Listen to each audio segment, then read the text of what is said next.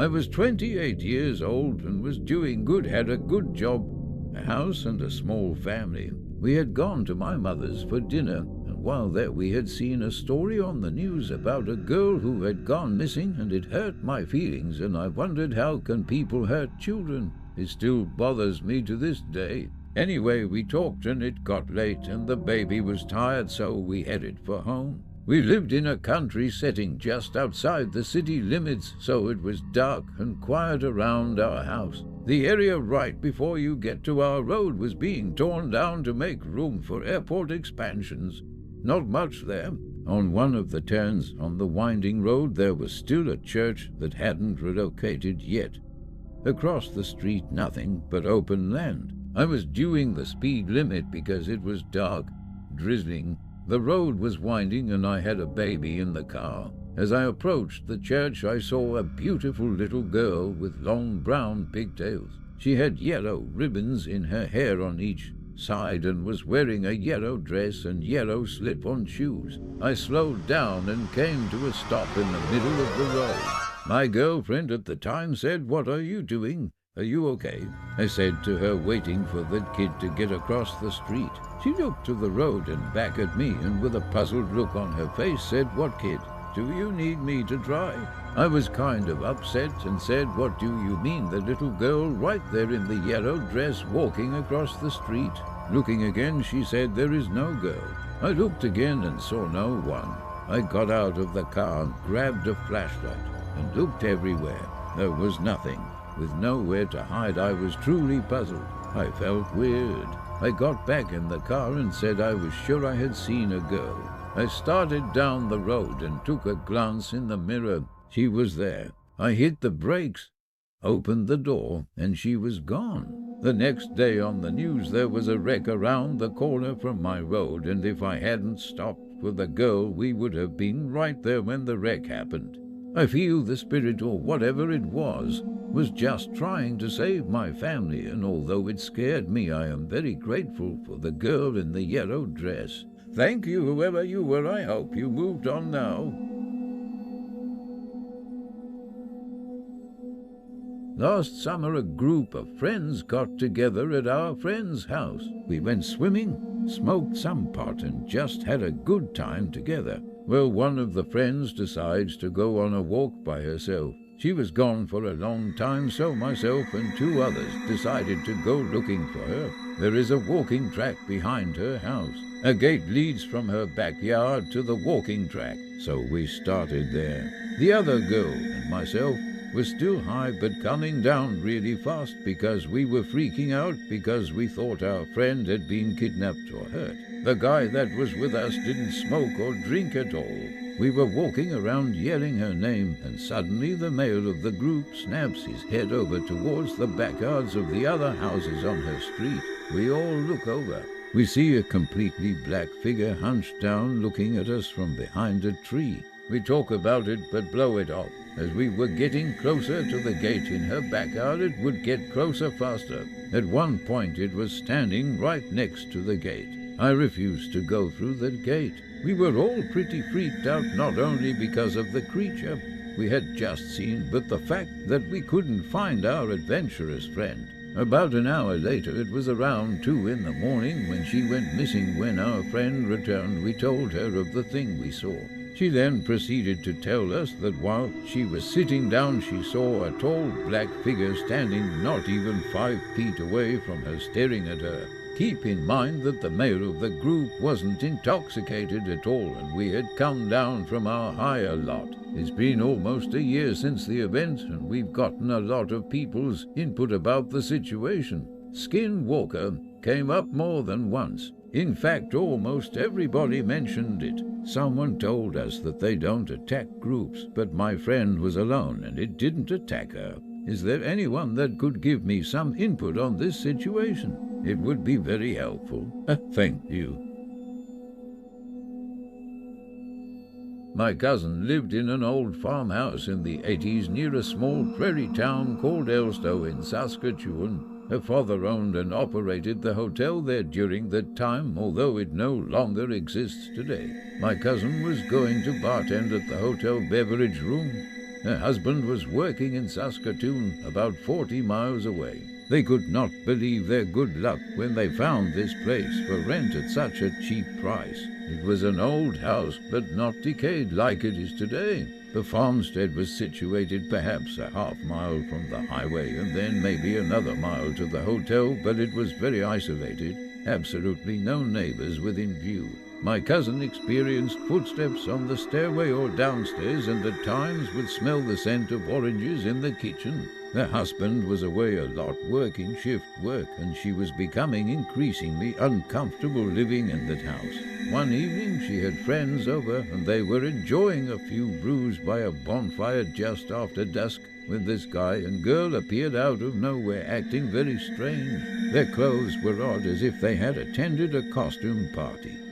She said they were dressed in old-fashioned clothing. The guy was muttering and acting strange. He tried to climb the windmill in the yard, which was already rickety and dangerous even back then. The pale, oddly dressed girl never said a word. The guys in the group told the couple to get the hell out or they'd call the cops, and they left. It was pitch dark outside when they walked toward the highway, disappearing into the night. Everyone agreed that they were freaked out by the pair. Several hours later, the RCMP drove into the yard asking if they had seen a girl, as motorists on the highway reported seeing a girl in torn clothing running down the road. They told the Mountie what had occurred earlier that evening. Soon afterward, my cousin and her husband moved out. She could not face a long, isolated winter living there. Her nerves were shot. Strangely, after moving out, the locals told her it was a well-known haunted house, and they thought she was already aware of that. She was not. My story enters on July 1st, 2013. For years, when I drove to Manitou Beach near Watrous, Saskatchewan, I would look for the house as I passed. You can only see the distinctive windmill which identifies the farmstead on the drive back. My friend, Darlene, who is very sensitive, was with me this day, and I impulsively decided to stop and check it out. I felt compelled. The house had never been lived in since my cousin rented it and moved out. Now it was very dilapidated. The road had grown in, so we drove as far as we could on the dirt road and walked in the rest of the way. There was a marshy, water-filled moat around 3 sides of the old farmstead, which did not exist when my cousin lived there. I honestly felt a weird feeling growing within me as I approached the house, and it was Darlene who voiced that same feeling. I started snapping pictures with my smartphone and was drawn over and over again to one specific area. I was thinking to myself that there was a female presence at work, and again Darlene turned to me saying the same thing. Then out loud to the house in general, I held my phone up with the sound record on. I said that my cousin and her husband were the last people to live in that house, and I wondered if they remembered her. Then I spoke her name. Suddenly there was an extremely loud bang that came out of nowhere. Darlene screamed, and the hairs on my arms stood straight up. It was a super hot, windless day, but I suddenly felt very cold.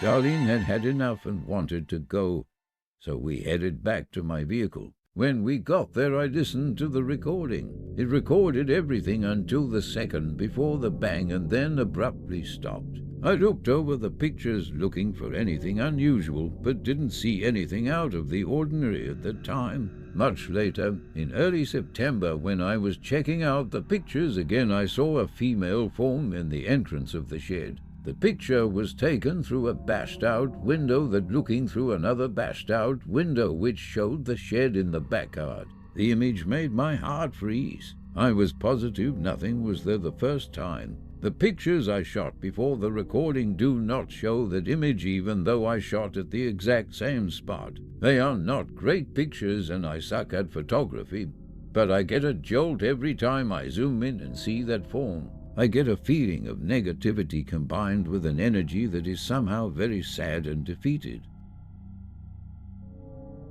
I have always been curious about the paranormal, and have always been a little skeptical. Seeing is believing is the approach I take when it comes to ghosts, UFO, Bigfoot, etc. deep down there is a piece of me that believes there is something out there that just can't be explained. And I'm sure that is the case with most of us. My story starts off on a hunting trip that my best friend and I took this past deer season. The date was December 12th, 2011, a weekend that has been branded in my memory. Chad and I leave our house around 5:30 p.m. on a Friday evening, headed north to a city in Mississippi called Columbus. It's a good 4-hour drive from the Gulf Coast. We arrive in Columbus around 9:45 p.m. and it takes about 30 more minutes to reach Chad's uncle's cabin. His uncle's cabin is located about 3 miles off the main road, way back in the woods away from everyone and everything. To us this is paradise.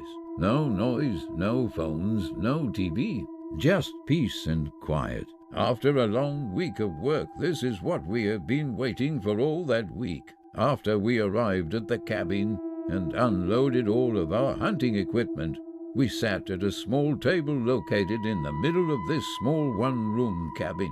The cabin had 2 sets of bunk beds, a kitchen sink, a table, and in the far corner was a bathroom with a shower curtain for a little privacy so you could do your business. It was well after 12 a.m. that we decided to turn in. We set our alarms to go off at 5 a.m. after a long day of hunting and scouting. The next day we meet back at the cabin and decide to go into town for dinner. We returned back at the cabin around 8 p.m. that night and sat at the table talking about the day's hunt and making plans for the next day. As I mentioned before, there are 2 sets of bunk beds in the cabin. Off in the corner is an old army cot that his uncle had purchased from the army surplus store located in Columbus. The cot was very old-looking and looked like it had seen its share of battles that had been fought. I asked Chad about the old cot and if it was still usable. He tells me that it was and asks why. Did I plan on sleeping on it? I told him that it looked real comfortable and I wanted to give it a try. Now, setting up the cot took a lot longer than I thought it would and was beginning to wonder if it was worth the trouble. After getting it set up, I was ready to crash after a very long day of hunting. I laid down and it's only a few minutes and I'm out cold. Later that night, around 1:20 a.m., I wake up from a deep sleep, just staring at the ceiling. I close my eyes and try to go back to sleep when I get this strange feeling. It's a feeling that someone is right there with you. I open my eyes and glance over at Chad to see if he was awake, and he is cutting logs like no tomorrow. So I lay there just thinking maybe it was because I was so tired and tried to drift back off to sleep. I shut my eyes only to have this feeling again. It's dark in this little cabin, and the only light we had was coming from a small heater. I lay there with my eyes still shut, and this feeling is getting stronger. Now I'm at the point where I'm not afraid, but concerned something feels out of place. I open my eyes, and there standing over me is this perfect figure of a man who has this strange glow. It's a bluish glow, and there are no facial features at all. It's like a person who is just one solid color. This thing then reaches down to me as if he were going to touch or grab me. When he or it did that, I started punching and grabbing back at it. Then it was gone. I got up so fast and stood there wondering if I was asleep, dreaming, whatever.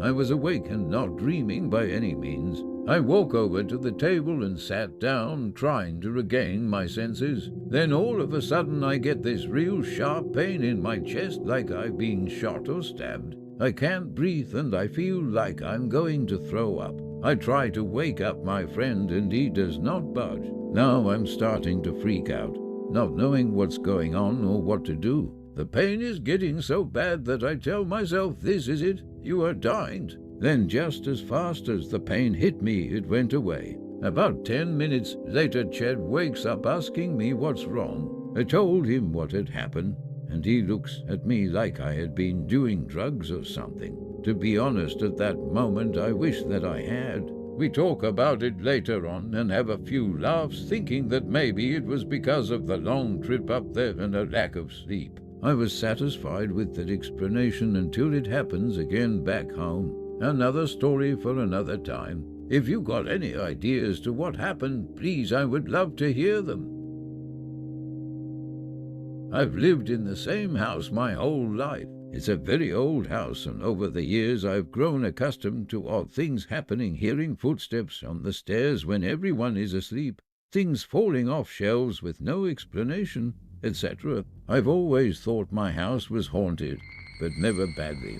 I've only had 2 visual supernatural experiences that frightened me. Both of these happened when I was a child. I'm older now. When I was very little, I remember waking up and feeling very strange. I was definitely awake and not dreaming, but I felt crushing pressure and warmth all around me, and I found it difficult to breathe, not to mention impossible to see anything. In the next instant, I saw a light far away and heard what sounded like a woman singing in a very high voice. I'm not a big believer in God, heaven, or any sort of afterlife, but if I had to describe the experience, I'd say it was like being buried alive, dying, and seeing the proverbial light at the end of the tunnel all within a span of seconds. Almost immediately after, I heard a door close elsewhere in the house, and everything was back to normal.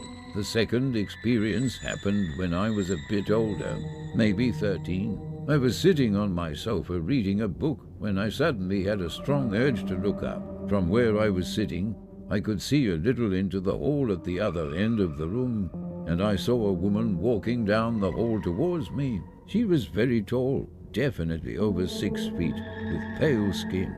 She was wearing what appeared to be a black Victorian-style morning dress with a veil that covered her face and made it difficult to see, other than her bright, glittering eyes. She seemed to glide rather than walking, and she stared straight ahead, as if out the window behind me. As soon as she stepped out of the hall and into the room, her eyes shifted slightly, and she looked me in the eyes. No sooner had she done so than she disappeared. My house was built in the 1800s, so the time period of her clothing would fit with someone who might have once lived here. I tried to be a skeptic, but with my experiences it's hard to say my house isn't haunted. Thank goodness the spirits appear to be harmless.